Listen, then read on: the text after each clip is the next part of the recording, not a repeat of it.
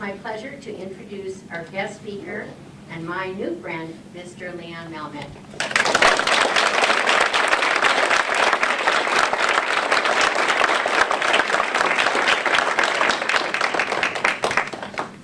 See, French.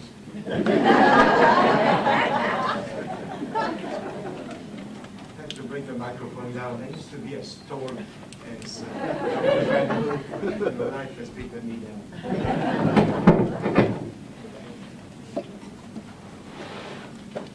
Thank you very much, Dr. Randall, for giving me the opportunity to be here with all of you. I'm very impressed that I know you call yourself Santa Claritans, something like this. But there are so many good TV programs, and you are here. So I am very impressed, very impressed. I want to thank you also, all the collaborators that I worked with, Dr. Van Hook, Kathy, Murray, Michelle, Shannon, Cindy, for their active participations in the organization of this event and taking care of all the details. It does require quite a bit of work to make sure that everything works perfectly. And I've been here 2.5 days, and I'm so impressed that I might join for a doctorate degree.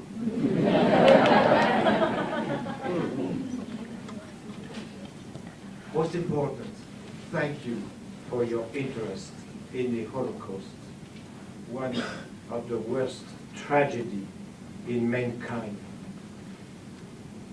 Holocaust is of Greek origin. I find that many people don't know where the word Holocaust comes from. It is of Greek origin, meaning sacrifice by fire. It is also known as the Shoah, and Shoah in Hebrew translates by calamity. What appropriate words, sacrifice by fire and calamity. The Holocaust, what was the Holocaust? The Holocaust was the genocide of 6 million Jewish people during World War II, perpetrated by Nazi Germany and its collaborators, too many of them.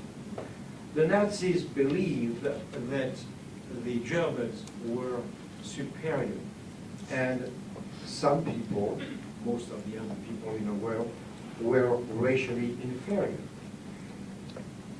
They called those people subhumans, which translates in German, Untermenschen. Yes, I am a Holocaust survivor. I was silent for more than 50 years, close to 60 years, and I speak today to recognize the courage and heroism of a family of 4 Christian family of 4 that risked their lives for 3 years to save the life of 2 children, my sister and mine.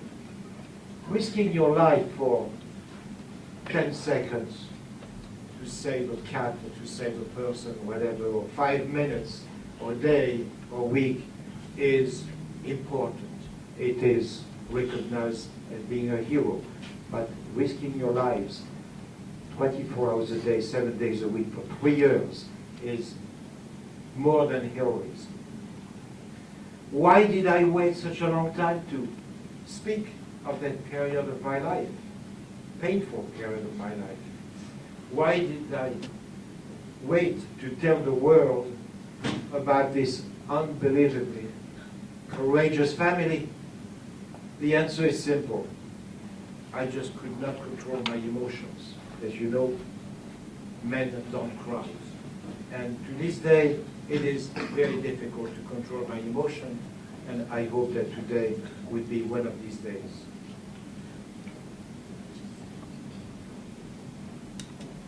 At the same time, I just didn't think that people would be interested in this period, in this dark period of history. I am completely shocked to see so many people here. And I've spoken for the last year, since the book was published, to probably close to 100 audiences. And every time the interest is there. The questions are good, so please make sure that you have your questions ready for me. It is so important to me to see this kind of attendance. I simply had put the trauma behind me. I had bottled that trauma up very tight. It took me close to 6 decades to uncork that bottle. In 1994, Steven Spielberg created the Survivors of the Shoah Visual History Foundation. It is an organization that was established and dedicated to record testimonies of survivors and other witnesses of the Holocaust. Between 1994 and 1999, the foundation conducted 52,000 interviews in 56 countries and in 32 languages. Amazing. Interviews included, of course, Jewish survivors, but not only Jewish survivors, Jehovah's Witnesses, underground fighters, homosexuals, Romas, and political prisoners survivors. One of the interviewers was Daniel May, California native, whose mother was saved by a Gentile woman who hid his mother in a closet during the roundup of the Veldiv in Paris of the 16th to 17th July 1942. He was so touched by our story that my sister told that he decided to do a documentary about our family. He did this about 15 years ago in France. We brought a crew. And I am going to show you a video, a documentary, and you will see Maman Suzanne, Madame Rigolo, her son Marcel.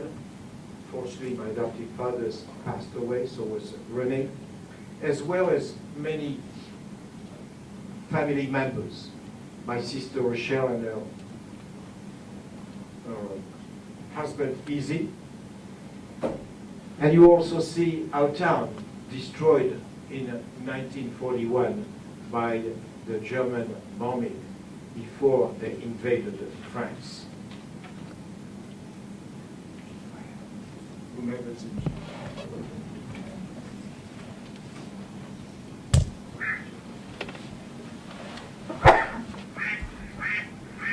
Please turn your cell phones off.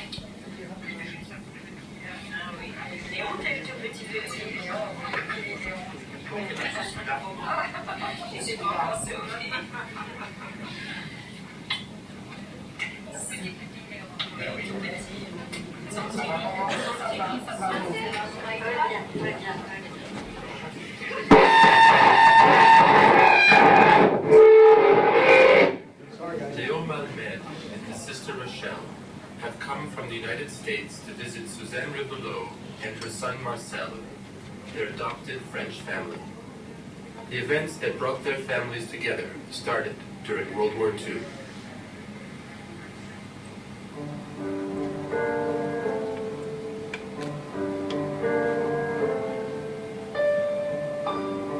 In 1940, Adolf Hitler came to the forest of Compiègne to accept the French government's surrender. Before leaving, he ordered the destruction of the city.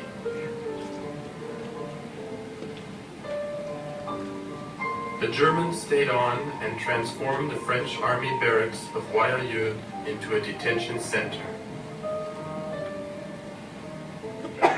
In 1942, the deportation of Compiègne's Jewish community began.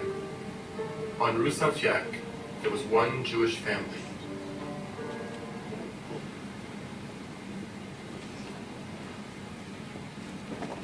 J'habitais le 17 de la rue Saint-Fiacre, c'est-à-dire le milieu de la rue. C'était le quartier des maraîchers, dehors des maraîchers. C'était principalement des ouvrières. Nous habitions, mon mari et moi, les enfants, nous habitions le rez-de-chaussée.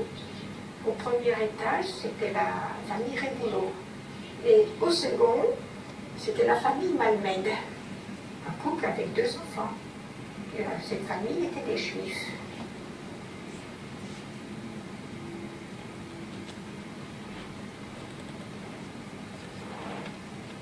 Nous habitions rue Saint-Fiacre au premier étage. Et puis un beau jour, ils sont arrivés, monsieur et madame Malmed, comme 2 enfants, sont installés. Puis ils ont dit bonjour parce que c'était les nouveaux voisins. C'est comme ça que j'ai connu monsieur Malmed. Et puis après, je portais moi un polo, maintenant on appelle ça un t-shirt, à ce temps-là on appelait ça des loups de mer.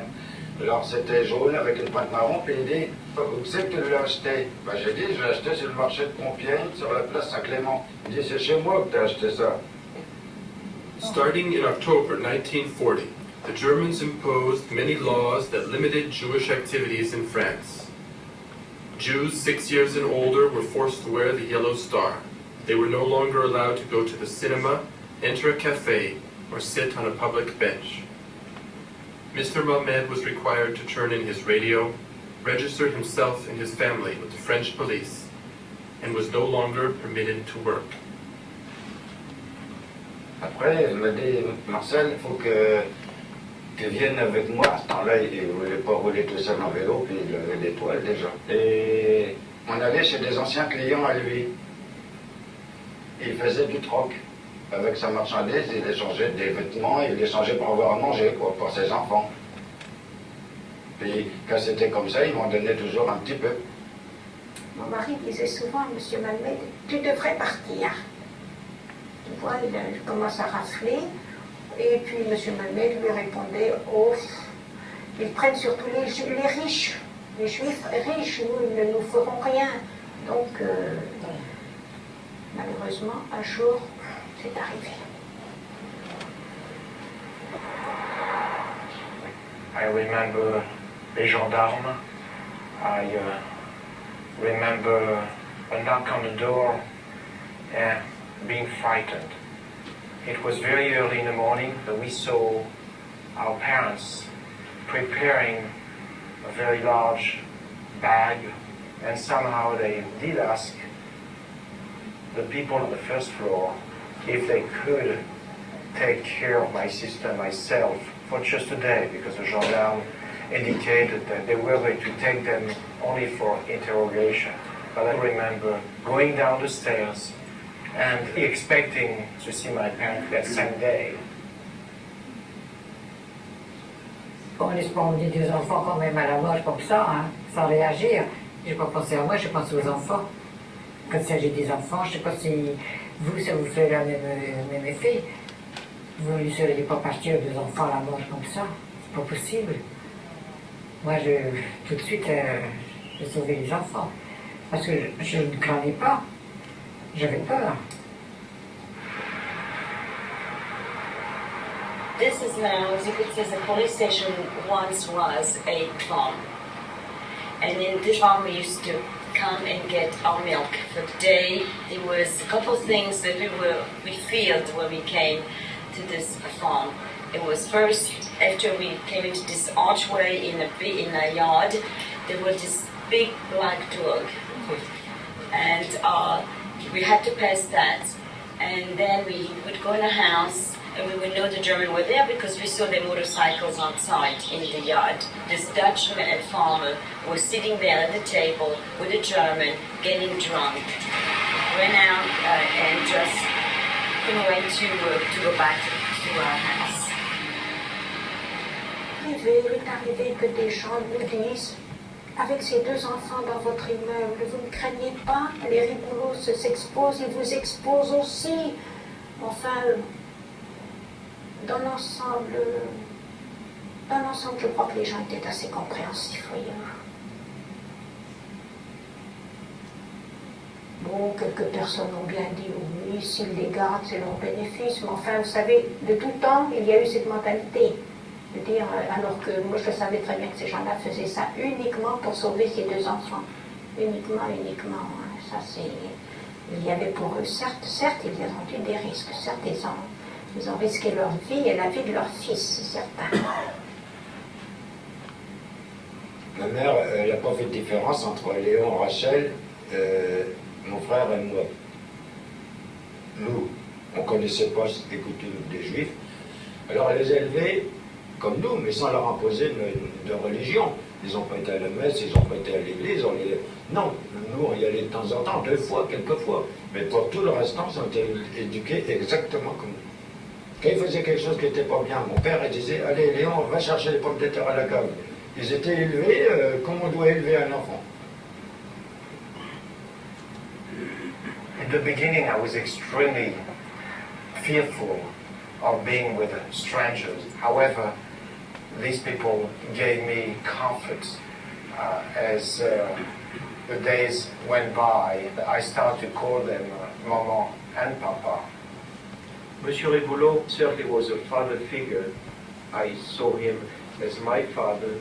I always knew that I had another father, but I did trust him. I did everything possible to let him know.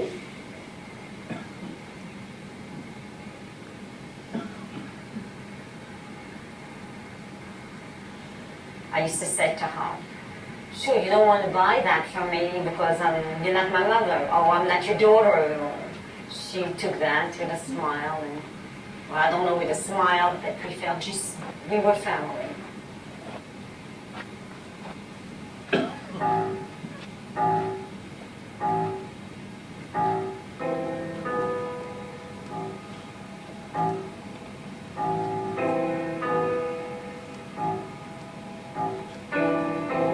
That day, they went and they got a list of all the remaining Jews that were left in town. I went to school in the morning. For some reason, my brother stayed home that morning. I think he wasn't well or something with Oncle Henri. Aunt Suzanne, when she used to come home from work, she understood right away what was going on. She ran to the house and they got my brother and they put him on the handlebars. We ran to Royalieu.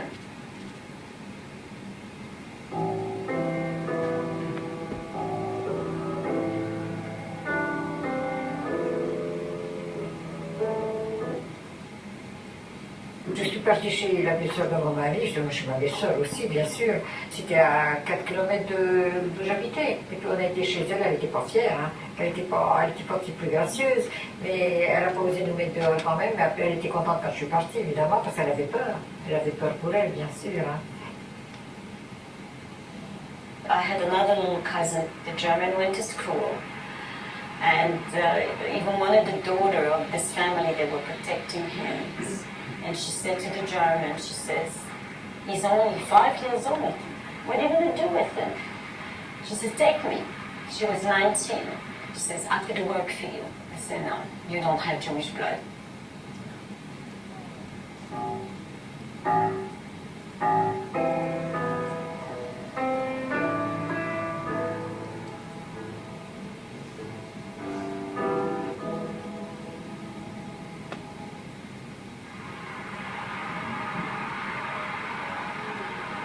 The last day of the war, it was our view of the world. Not only we saw the German boots, but we saw through those windows, we saw the American coming through.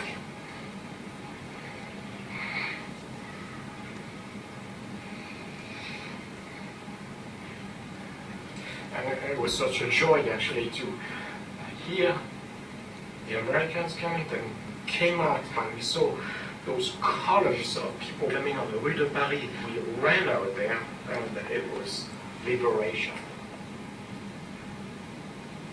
Those are first soldiers, when I saw them, and I really expect to see my parents almost coming back immediately, I could see them somewhere in France being detained, although I loved my adopted parents, that I always longed for my parents.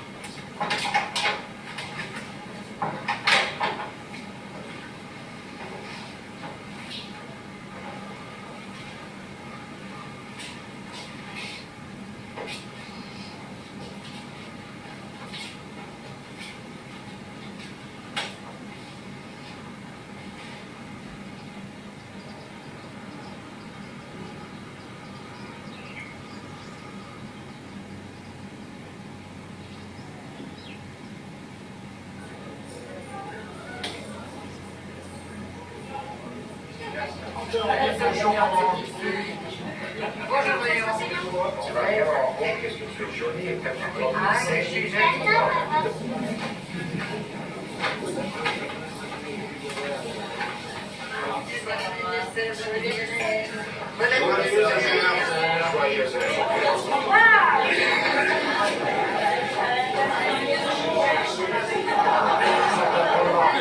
va être un dessin animé.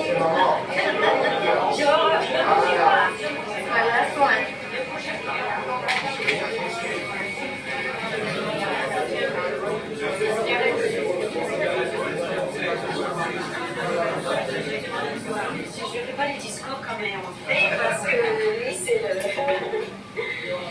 Et premièrement, j'ai aucun mot à décrire comment je me ressens vers toi. Izzy et moi, mon mari, on est tellement contents de pouvoir être là et de célébrer cette journée absolument magnifique. Je veux te remercier aussi pour ma vie. Je veux te remercier pour la vie de mes enfants et pour la vie de mes petits-enfants. Parce que si ce n'était pas à cause de toi et mon mari, on ne serait pas là. Alors je veux te remercier. Et pour moi, on t'adore et tu es tout pour nous. Et je te souhaite un très très heureux anniversaire. Et Marcel, malgré nos petites disputes, et une histoire que je ne vais pas raconter parce que il y a une petite histoire. Et Marcel m'a dit que si je raconte cette histoire, il ne parlera pas. Marcel était un jeune homme vraiment magnifique. Enfin, il est bien maintenant, mais il est quand même un petit peu plus... Et quand il était jeune homme, Marcel, il avait une tête de cheveux noirs avec des pleins crans. Et il restait le matin des heures, il était un compte dans une banque, il commençait à 9h, et il se mettait devant la glace, monsieur, et moi il fallait que je lave la vaisselle du matin. Et Marcel se mettait devant la glace, il commençait à y mettre de l'huile, parce qu'à ce moment-là on ne pouvait pas la balancer. Et on était comme... Maman cherchait son cul pour faire ça.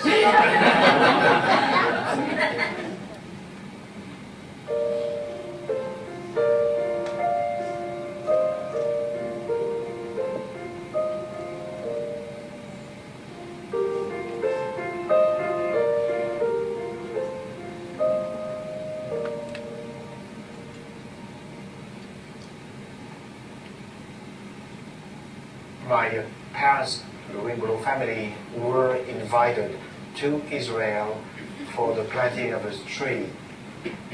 Yad Vashem has honored them in bringing them to Israel along with my sister and myself and their son. And that was a fantastic ceremony, very emotional. And to this day, I do get pictures of the tree, and when I see these pictures, it's very emotional. I have the feeling that I'm seeing my parents.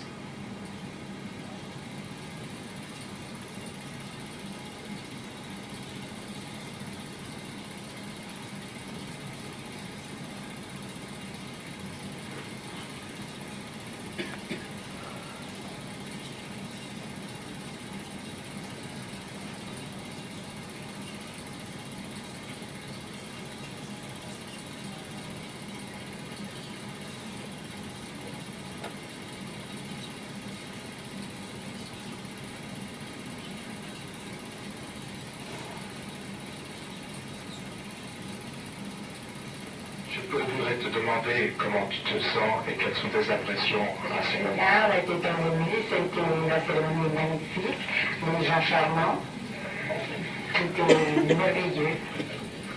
Merci aux personnalités, merci à messieurs les consuls et merci à tout le monde. Nous sommes très heureux d'être parmi vous.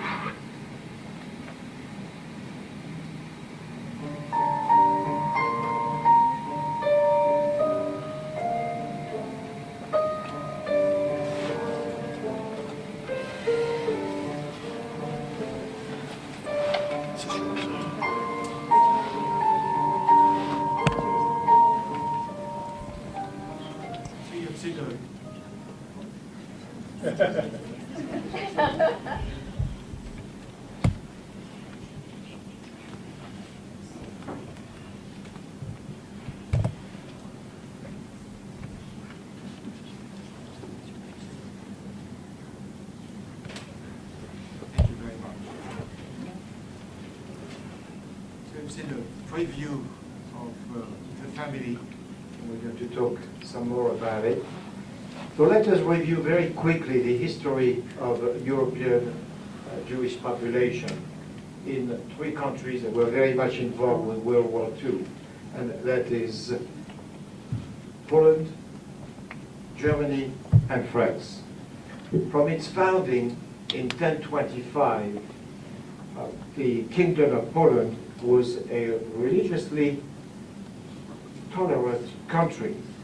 Jews were very well accepted and integrated, talking about over 1,000 years ago. Poland's traditional tolerance began to wane in the 17th century. With the weakening of the Commonwealth that was formed actually in 1795 between Poland and Lithuania, the Commonwealth was again divided among three countries: Russia, Prussia, and Austria.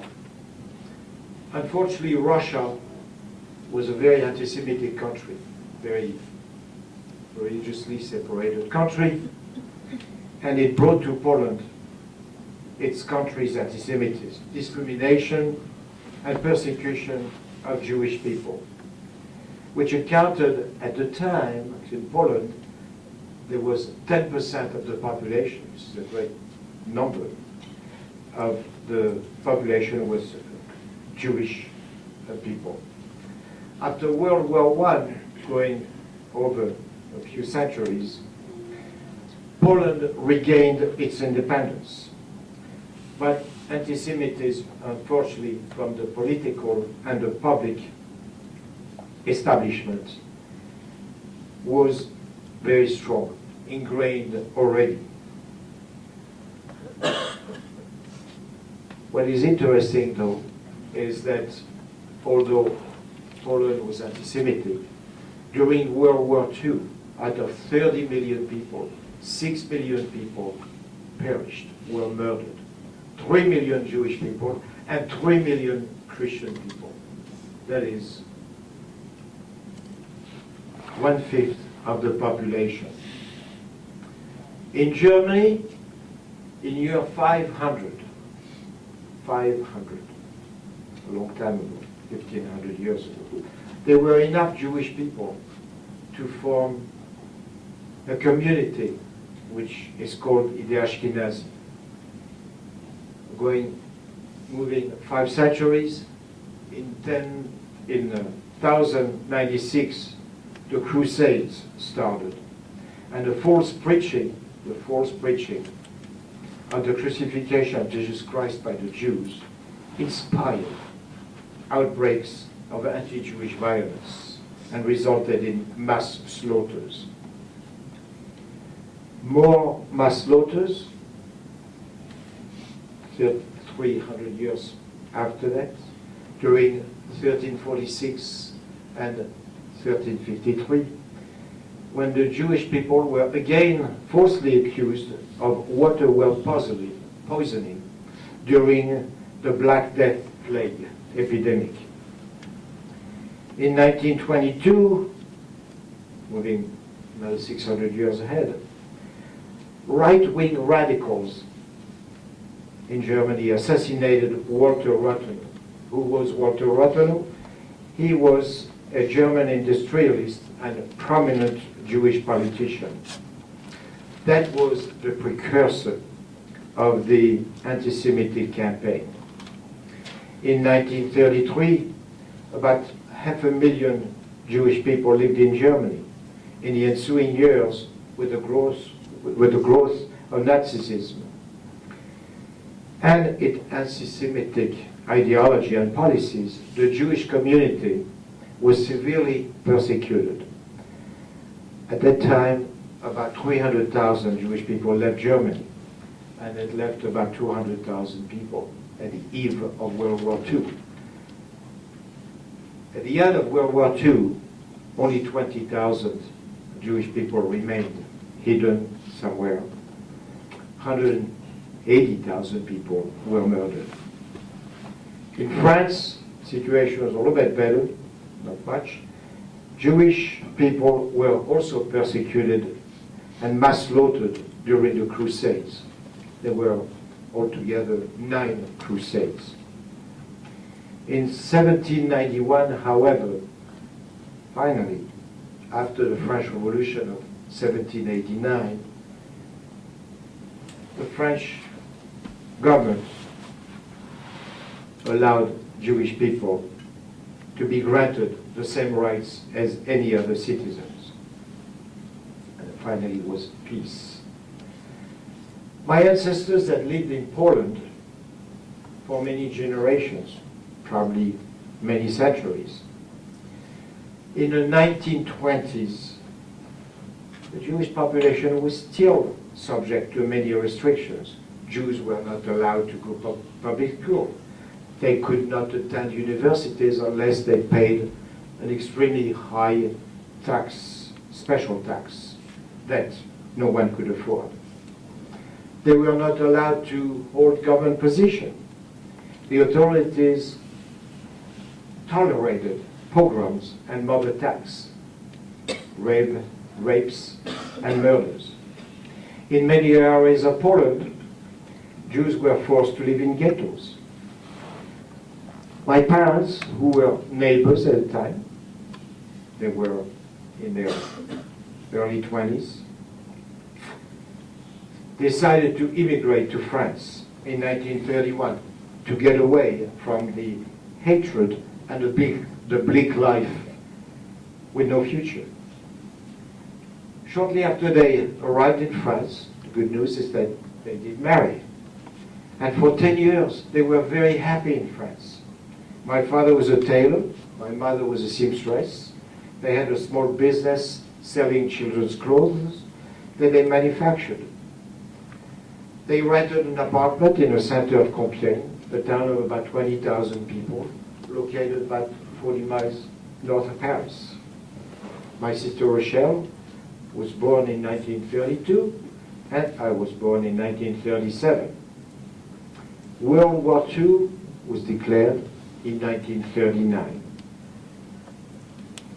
Though our father was not a French citizen, he immediately enlisted in the French army to fight the Germans. For a year, nothing happened, but in 1940, I was 3 years old, my sister 8.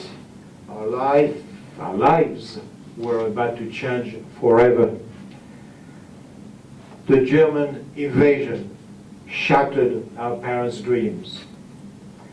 A few weeks before the invasion, German planes bombing destroyed the center of our town, as you've seen in the video.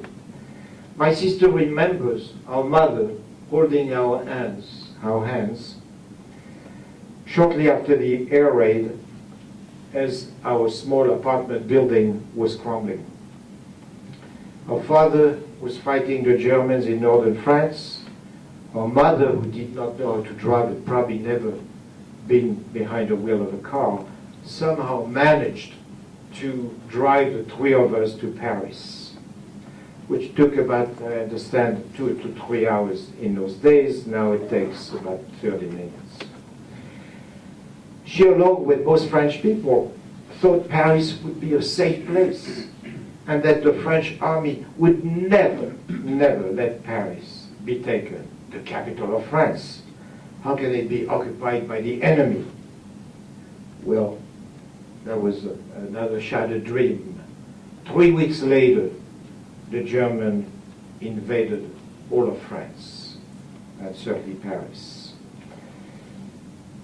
So all the French soldiers at that time who were in uniform were taken prisoners, and many of them spent actually 5 years in the prisoner camps in Germany.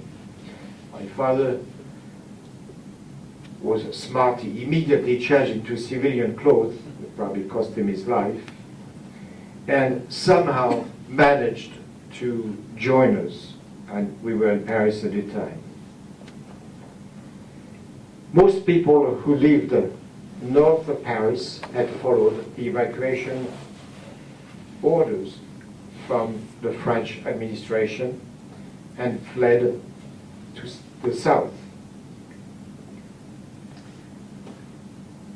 when the Germans, when the armistice was signed, actually,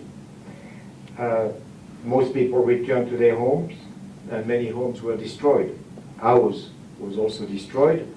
So we moved to the third floor apartment of 17 Rue Saint-Pierre, which you have seen in the video.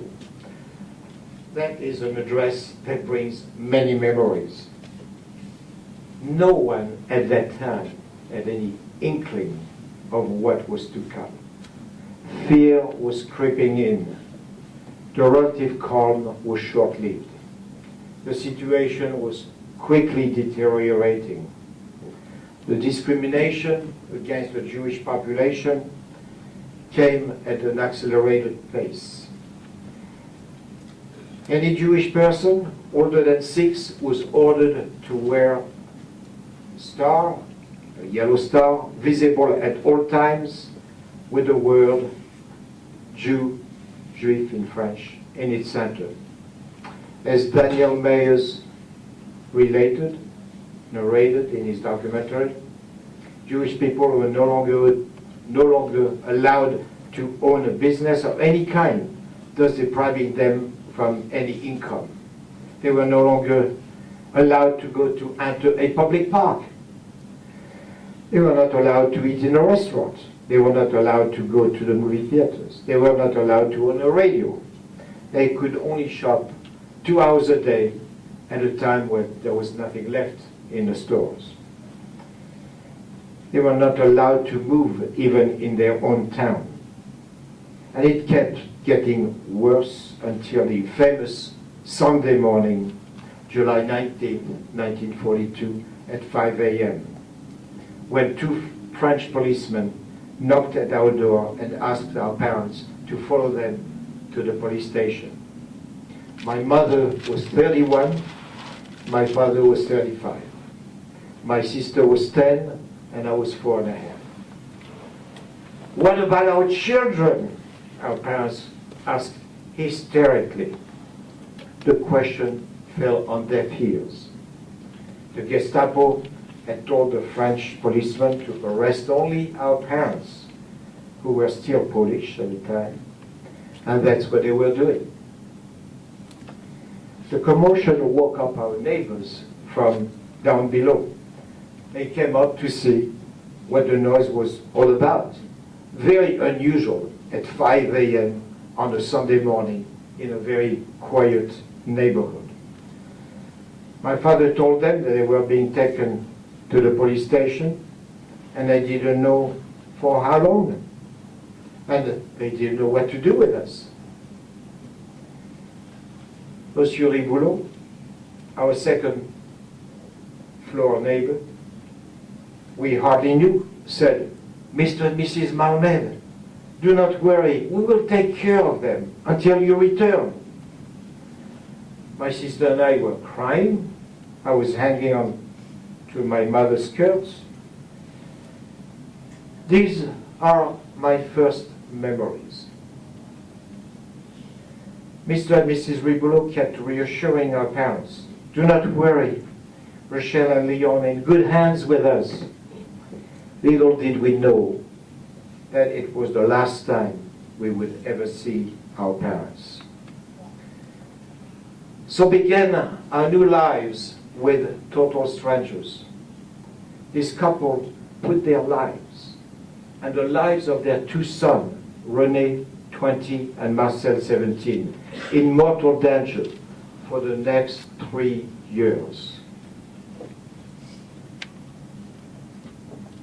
Incredibly, during the whole duration of the war, these wonderful people continued to pay the rent out of their small salary so that my parents would have a home when they returned. We lived in constant fear for 3 years of being denounced. As the hunt for Jewish people intensified, some neighbors insistently, probably very concerned about their own security, kept asking, "Mr. and Mrs. Ribo, why are you doing this? Why are you risking your and your sons' lives? Their answer was unwavering. We promised Mr. and Mrs. Malmed to take care of Rochelle and Leon until they return, and we will do that. The enormity of their task is mind-boggling. These well-meaning neighbors made an on-spot promise to virtual strangers to care for their 2 children and to protect them from harm.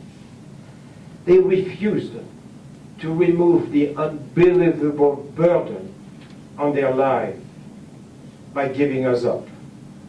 They were well aware of the potential consequences of such a decision. Arrest, torture, shot, deportation, and eventual death. Food was scarce and rationed. Since my sister and I were not supposed to exist, we did not have a ration card. 6 people now share a small amount of food provided by 4 ration cards. We had 3 small gardens that helped in summer and the spring and summer. The long winters that lasted close to 6 months in that region of France did not help. The food shortage was very painful on all of us, but especially on René and Marcel because of their age. Several times a week before going to work, Mr. Ribo would go and wait online for 3 to 4 hours at the butcher or the fish store with the hope that something had come during the night. Most of the time, he would come home empty-handed. Many evening meals consisted of bread made of wheat and sawdust dipped in milk. After living with Mr. and Mrs. Ribo for a few months, I started to call them Papa and Mama. Though, to this day, I never stopped thinking of my own parents, but I have found that it is possible to love 2 sets of parents. Under the occupation, there were food rewards for denouncing the whereabouts of Jewish people or communists or people you didn't like or underground fighters. My sister and I escaped quite a number of roundups. I don't know how, but we did.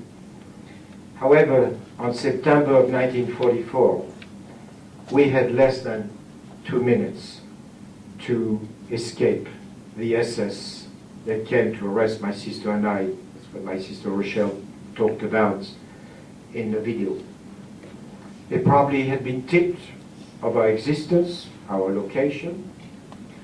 That day, we were able to escape through the wall in the garden, detailed in the book. And we ended up 2 miles away at Papa and Henri's sister-in-law. We stayed there until nightfall. She was petrified and refused to let us stay overnight. We returned to our apartment, absolutely certain that a German sentry would be posted. No one was there. We slept in our clothes through the night, waiting for the knock on the door. Never came, and I'm here today with you. The same day, the SS arrested our cousin Charles, 5 years old, see this picture. A Gentile family also had hidden him since his parents were taken away 2 years before. The same day as our parents were arrested on July 19, 1942. Charles was deported to Auschwitz on January 20th, next day, 1944. Not the next day, actually, a few weeks later, along with 269 other children. The ones who survived the 2 to 3 day trip in a cattle car with 100 people or 100 children in a cattle car. And the cattle cars were a lot smaller than they are today. With no room to sit, no water, no food, no hygiene, and temperatures of 10 to 20 Fahrenheit, were gassed and burnt on arrival. Out of 269 children, not one survived. When the German archives were finally opened to the public in April of 2006, which is only 8 years ago, more than 60 years after the end of the war, I learned that my parents were deported 10 days after their arrest on July 29, 1942, to Auschwitz in a convoy of 1,000 people, 270 men and 730 women. My mother was not tattooed on arrival, meaning that she either died during the transport or she was immediately murdered in a gas chamber and burnt into ashes. My father was tattooed, and he was still alive actually in September of 1944, more than 2 years after arriving in Auschwitz, and only a few months before liberation by the American army.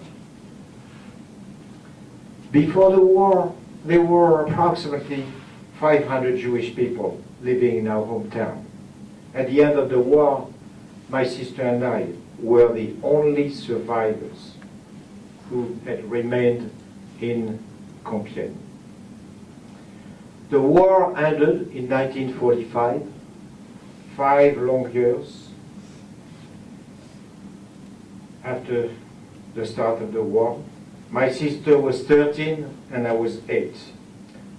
Of course, we waited for the return of our parents with great anticipation.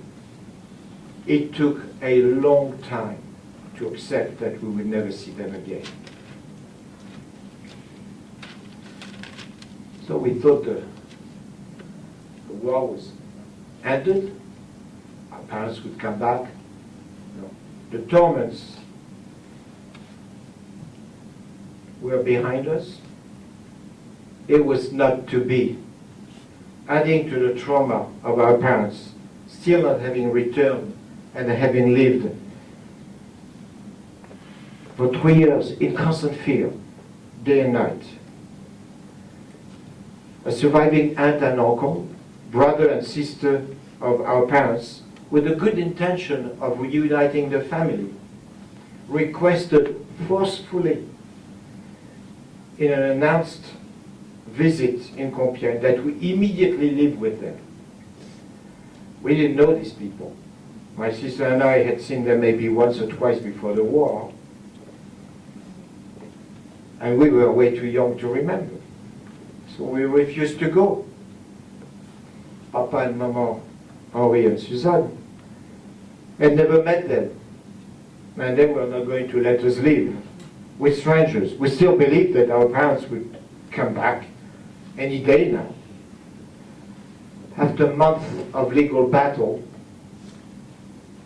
I should say legal battles, a judge, without asking Rochelle and I, whom we wanted to live with, decided our fate and ordered us to go and live with this aunt and uncle.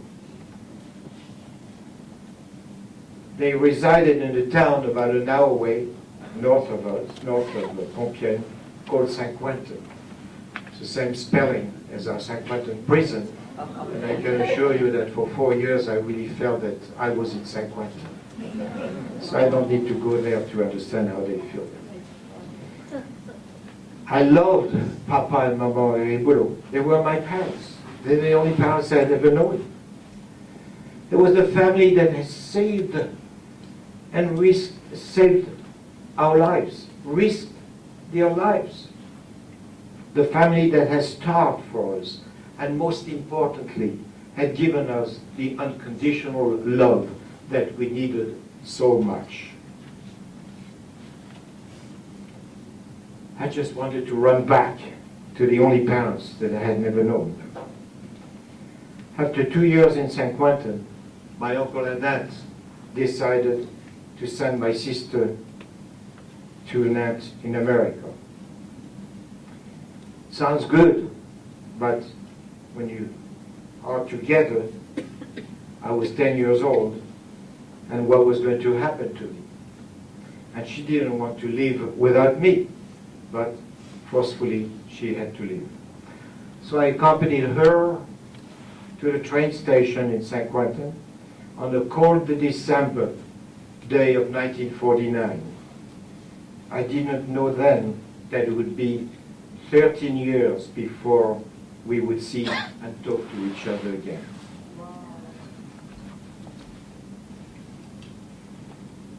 How many times can I be separated from the people I love? In 7 years, I had lost my parents. I was thrown into the life of total strangers, our neighbors. I was then separated from the people who had become my parents and forced to live with people I did not know and did not like. And now, once more, I was separated from my beloved sister who had become my mother. I was mad at the whole world. I needed to take my future in my own hands. I was only 10. But how? Well, I decided, no matter what, I would return to the only family I loved and felt loved by. After 2 long years of acrimonious disputes with my uncle and aunt, I was finally allowed to return to the Ribo family. I was 12 years old. 4 difficult years had passed. Finally, I was at peace. I had learned a very valuable lesson, though. At the age of 12, I had succeeded on my own to change the course of my life. I felt that from here on, I could accomplish anything. Since there was no telephone in our homes in those days, I did not hear my sister's voice for 13 years. Though we never lost touch, we wrote to each other every month religiously. And finally, in 1963, Rochelle and her husband Izzy came to France for a visit. I remembered my sister leaving France at the age of 16, poorly dressed, and now I was looking at a beautiful, rich American. Because in France, in those days, probably today, all the French people think that all Americans are rich.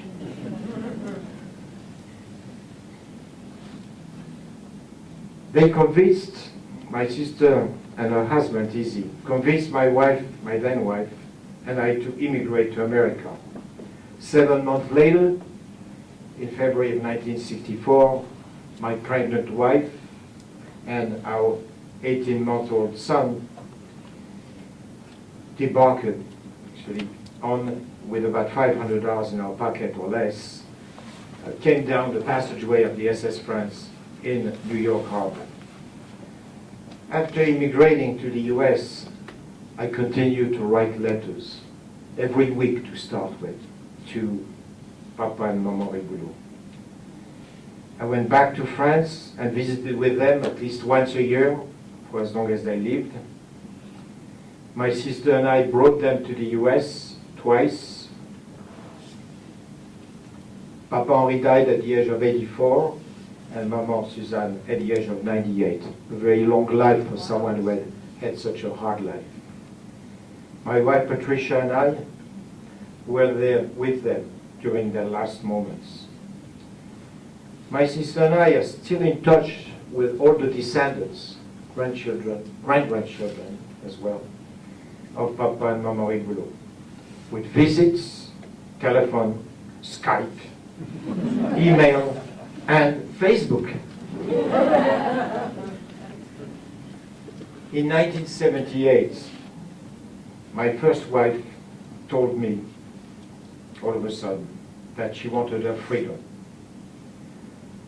That was a catastrophe for me, so we ended up divorcing after a year of my refusing to accept such an end to our marriage. Another separation. Fortunately, 2 or 3 years later, I met Patricia, and for the first time in my life, I felt whole and at peace. I was 43 years old, and I started a new life, financially and personally. In Jerusalem, there is a park within the Yad Vashem Holocaust Memorial where trees are planted to honor the righteous, as you've seen in the video as well. What is a righteous? A righteous is a person or a family that has saved a Jewish person or a Jewish family at the risk of their own lives without any reward, material reward. In 1979, Papa and Mama Ribo were awarded the righteous status, which is the highest honor given by the State of Israel. They received the Medal of the Righteous for their heroism and extraordinary courage in Paris. Shortly thereafter, my sister and I brought them to Israel, where they were honored a second time and were able to plant a carob tree, which is supposed to be an immortal tree. 3 years ago, Patricia and I went to Auschwitz. Auschwitz, the symbol of crimes against humanity, where my mother died in 1942, either during the transport or in a gas chamber, and my father died in 1944 as a slave. World War II caused the death of over 50 million people worldwide. 50 million people worldwide. Out of evil, out of the tragedies that so many endured, came tremendous courage and goodness from many people who were never brought to become heroes. Heroism is not a learned skill. It's not taught in colleges and universities and in school. It is within all of us. And I believe that such individuals are in this room with us today, should you ever be confronted with the challenge of saving a person, a family, someone. There are 14 descendants of my father and my mother, Srul and Shana Malmed. Despite a powerful army with diabolical intentions, Hitler and his demented followers failed. He failed. Once more, unfortunately for humanity, the good guys won the war. Though, despite all of this, today, on this beautiful earth, there are still some who pretend, who simply deny that the Holocaust has ever taken place.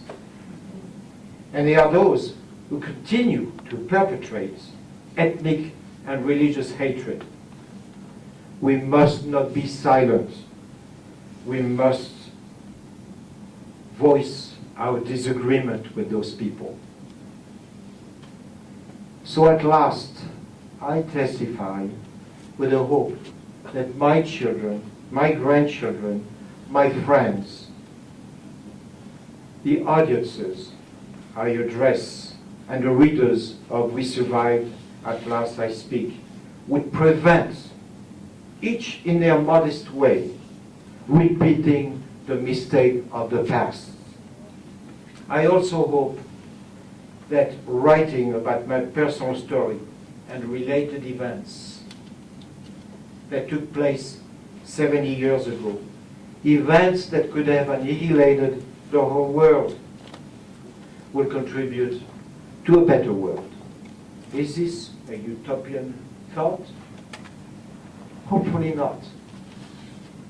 The Holocaust must never be forgotten. The Holocaust must never be forgotten.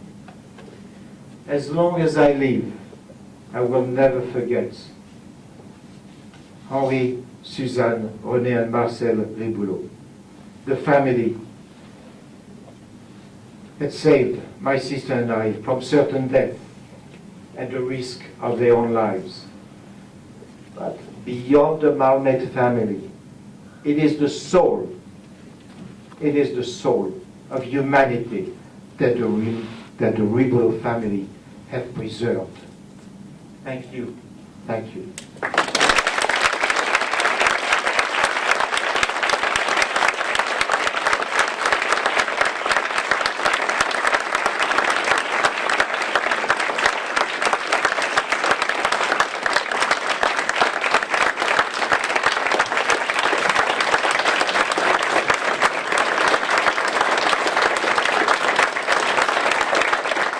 Down there holds a little under a little bit. Okay. Now, during the ordeal, you were only 4.5, is that correct? When your parents were taken? When my parents were taken away, it was 4.5. Yes. Now, a lot of 4.5-year-olds are children at that age. All what they have to worry about is going to kindergarten, going to school. But you were going through something very significant. So, what was it like being so young and experiencing something like that? It was a world of fear, of constant fear, and I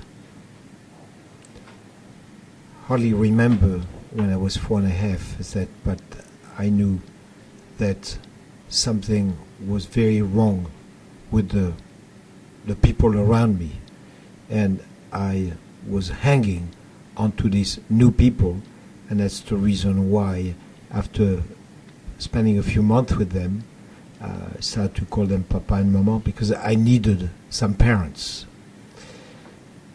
Their sons, René and Marcel, as I indicated, one was 18, the other one was 20, were so good for us, so good with us.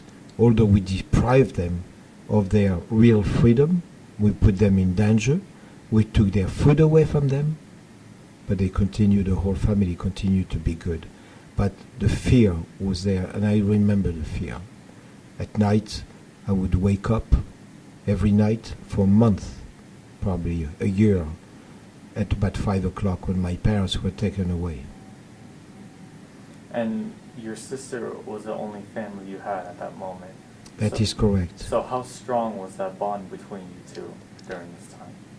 It was very strong, and my sister is a very good person, and somehow women have a natural motherly instinct, and she had no problem adopting me. She certainly never, although I was not very good with her, she tells me when I was living with my parents and her that I would always bother her, and she just became, and of course that I needed that person, just like my mother.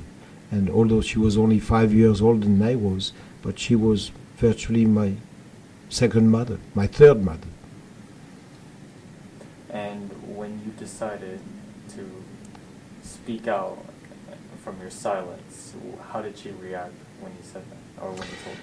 She was very happy. The way it came about is that I always told her, no, I don't want to do it, I cannot do it. And she lives in New York, I happened to be there while she was invited actually to speak in a college or university. She said, why don't you come with me?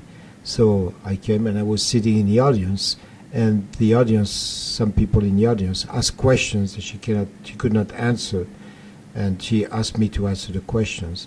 And this was the trigger actually of my starting to speak. And so I wrote 8 pages I started to speak, and then, of course, everyone was asking me, why don't you write a book? And especially my wife, Patricia, and my sister, who was not able to write a book. That's, you've got to write a book. And I constantly said, my colleague, that it's not easy to write a book. That, I don't know where I would get the information, because the people whom I wanted to get the information, most of them were dead. So there were only 3 people who had survived the Holocaust, who were adults and who had been born in Poland at that time. And I went to France with a camscope, with a video camera, and I asked questions, and I interviewed them for at least an hour and a half each, and I still have the interviews, actually.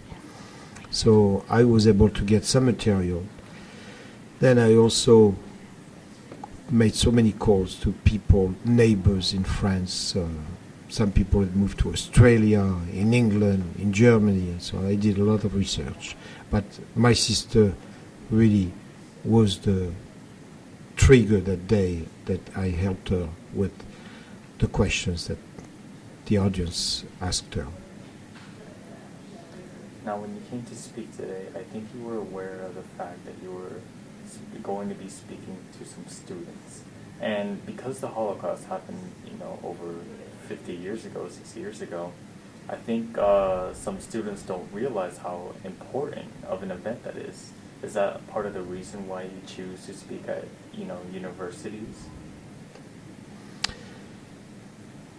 The teachers usually think it is important, and what they have found, as well as I have, is that the students are very interested to speak to someone who was there, who has survived it. So that is very different than just reading a story or seeing a movie. Very different. So the students nowadays, even when they are 14 or 15, are very interested. I had no idea. I didn't know. And the questions that the students ask are usually as good, if not better, than adults. Although tonight was very exceptional. There were some superb questions.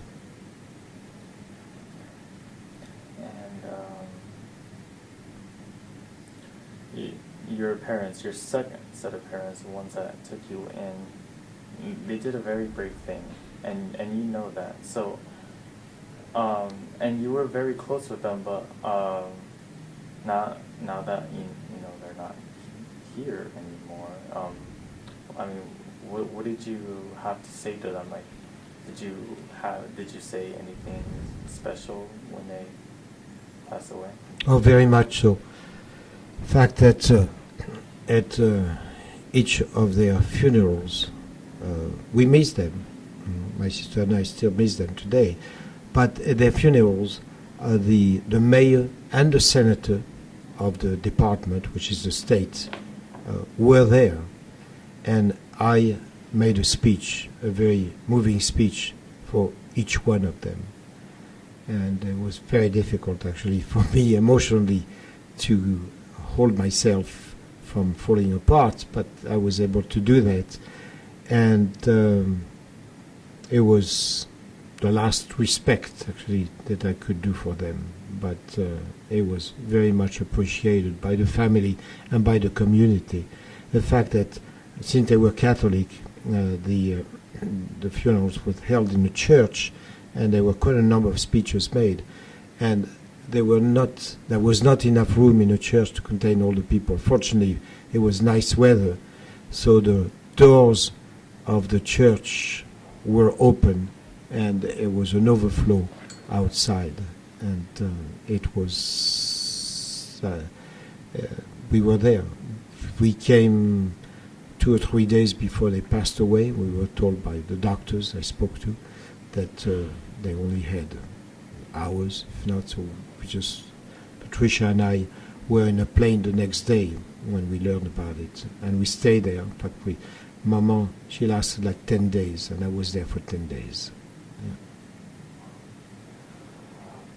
Yeah. And after everything that you experience? What did you take away from it?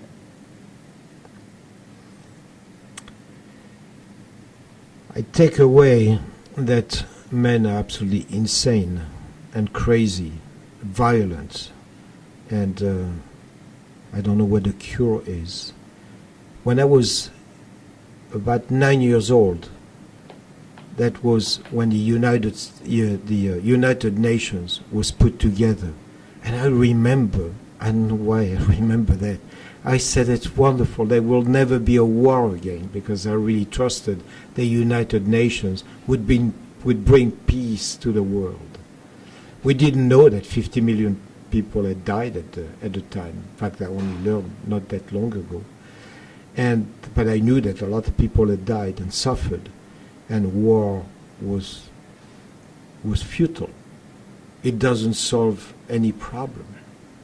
But you have to fight them, because if not, you will find yourself enslaved. So I really expected the United Nations would solve this world warring forever, and it didn't. So what did I take away from all this experience is that, yes, I think that the human species is crazy, that absolutely. And we need to fight those bad people. This United Nations obviously hasn't done anything, and it's really become a good political scene that doesn't accomplish much. And somehow we cannot let the bad people win, because eventually they will destroy us. Now, you said that during your presentation that you don't hold a grudge against, who did this. Does your sister feel the same way? She feels the same way, yes, she does. And, I think that's it. I mean, I got a lot from the presentation. Okay, good, and good. I really appreciate you doing this work. My pleasure, and good work there, and the very best results in your studies. Thank you. Keep going.